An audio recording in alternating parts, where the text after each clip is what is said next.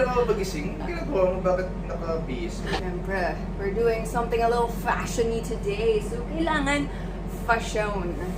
Fine. Ano? Bagay yung sweater sa boxers. Lahat naman bagay sa... Hey guys! Welcome to another bagong gising unboxing with me, Bea B. And me. Ouch! Ouch!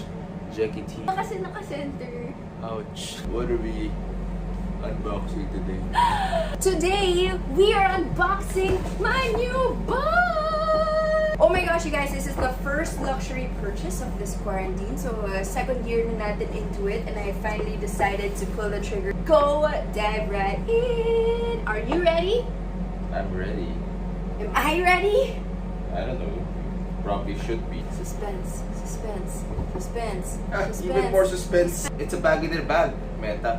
Bag in a bag in a bag. Wow. Filo.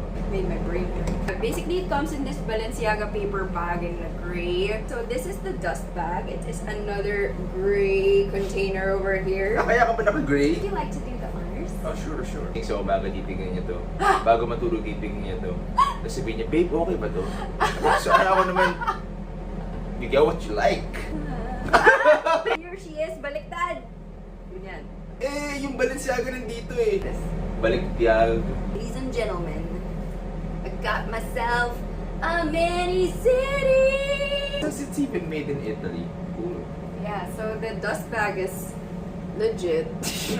I mean, if you want to check. So this is the mini city edge. Generally, this is what a city bag looks like from Balenciaga. I opted for this calf skin, or is it goat skin? I'm not very sure. It's But- caldereta skin.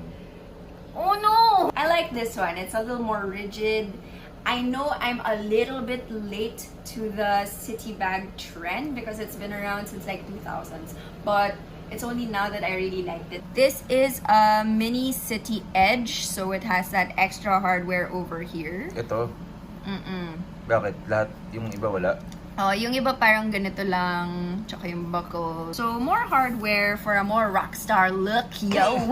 This also has a really long fringe. This is signature Balenciaga style. We have a front zipper with your compact mirror.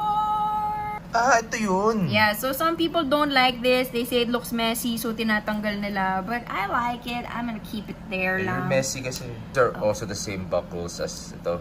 Yeah, so if you like this look, hanapin nyo yung edge. Cool. Okay, the edge. Edge as in the wrestler. Spear kita eh. This one is another signature of a Balenciaga, yung parang tahe dyan sa strap.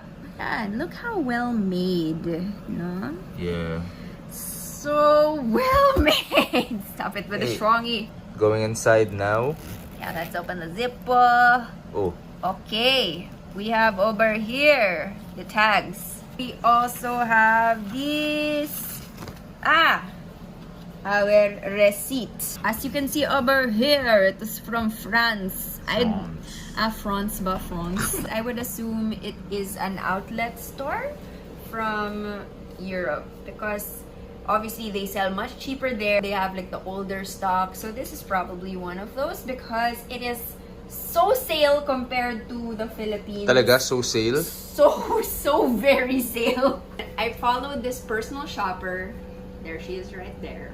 And she was selling it for 67,000. So that is, in my head, almost half the price. And it's also brand new. I don't mind if it's old stock. It's still a new design. Ito, as in sakto. Ito yung design sa Greenbelt. If you check, mga 109,000 pesos. That is robbery. So 67,000 is not a robbery?